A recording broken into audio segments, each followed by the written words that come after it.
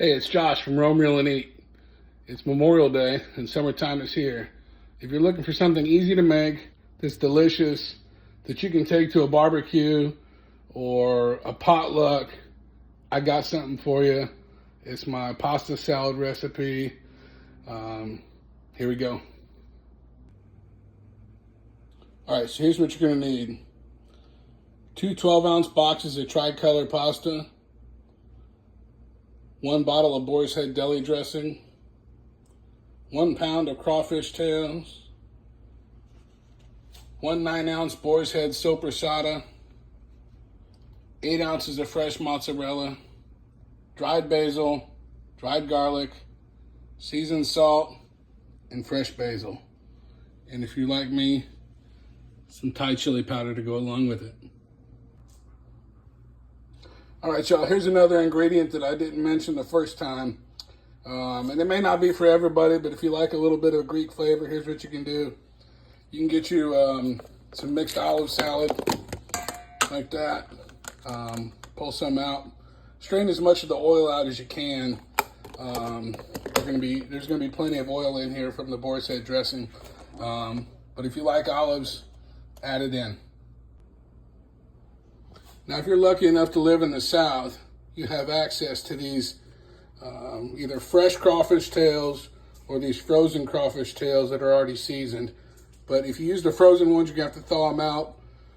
The bag says they're fully cooked, but it also says to heat them back up to 165 degrees. So that's what I'm gonna do. This is gonna take you a while. You gotta let these crawfish tails thaw out on their own. If you don't let them thaw out, if you try cooking them while they're frozen, they're gonna become rubber, and you don't want to do that. If you don't have access to crawfish tails, you can use petite shrimp. You can use Langostino lobster tails. You can substitute some other types of seafood if you got it. Maybe even some cooked and cooled down scallops would probably work well as well. The next thing we're going to do is we're going to chop up this soppressata. And then also, I buy the fresh mozzarella pearls because they're already cut up. And they're actually what I think the perfect size, the ways they are. If you just got regular fresh mozzarella in a stick, then you're just gonna have to cut it up or chop it up into squares, however you like. All right, y'all. So do not overcook your crawfish tails.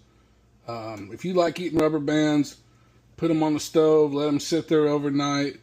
They'll be ready for you in the morning. Whatever you don't use, you can use in your office later on as a rubber band, but that's not me. So do not overcook your crawfish tails. I cook my crawfish tails before I boil my pasta, and here's the reason why. You're going to want to strain these out, and then you're going to want to cool them down in the refrigerator fully before you start mixing the pasta together. What you don't want to do is have the hot crawfish tails, melt the fresh mozzarella, and now you got a big old mess on your hands. So cook your crawfish tails, get them back up to 165, strain them out, cool them down, and then keep on with your pasta. All right, so you got your noodles cooked. Really important here, don't be a rookie. After you strain the water from your noodles, you need to rinse with cold water and strain it till the noodles cool back down. What happens is if you don't, one, you'll get all that starch from the water still on your noodles. 2, the noodles in the middle will continue to cook and they'll get gummy. So you want to cool them noodles down so they stop cooking. If you just put it in the refrigerator in a bowl, what's going to happen is the noodles on the top layer are going to stop cooking, and then the ones in the middle will continue cooking. So don't make the rookie mistake of not rinsing the noodles in cold water when you're done. Next, you want to take the Boar's Head dressing. Make sure you mix it up. It separates real easy. Make sure you mix it up. And you want to use about half of the bottle. That's good. All right. So you've got your crawfish tails. They're cooled down. You've got your soppressata. It's cooled down. You've got your olives. Cooled down. You've got your fresh mozzarella. Cooled down. Now you'll see, I was talking about these pearls. The way they come, They're like the perfect size. You don't have to cut them up, everything else. Now you want to take your spoon, mix this up real quick, get all that incorporated together. You'll see it come together real good. All right, so now you want to add your seasonings. So now you want to take the garlic powder,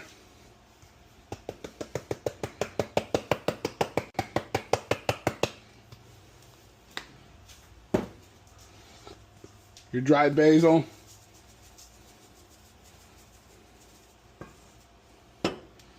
and your seasoning salt.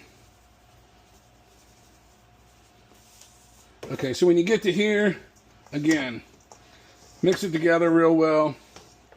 Make sure it's all incorporated. The seasonings are in there evenly. You kind of want to judge. Could probably use a little bit more of the boar's head dressing. Still looks a little bit dry. So squirt some more of that in there and mix together. So if you don't like spicy food, at this point what you do is you stop and you put this in the fridge. You want all of them flavors to come together. You want it all to soak into the pasta. Give it a minimum of 2 hours in the fridge the way it is now. Maybe even overnight if you're going somewhere for a lunch barbecue tomorrow. So you could be done with it right here. However, I like my food a little bit spicy. So I'm going to put some chili powder in here. Make sure you use Thai chili powder. Don't use regular chili powder. If you know, you know. So I'm going to put a bunch of Thai chili powder in there and mix that all together. Now I know just by the way it looks whether there's enough chili powder in there for me, and there's not.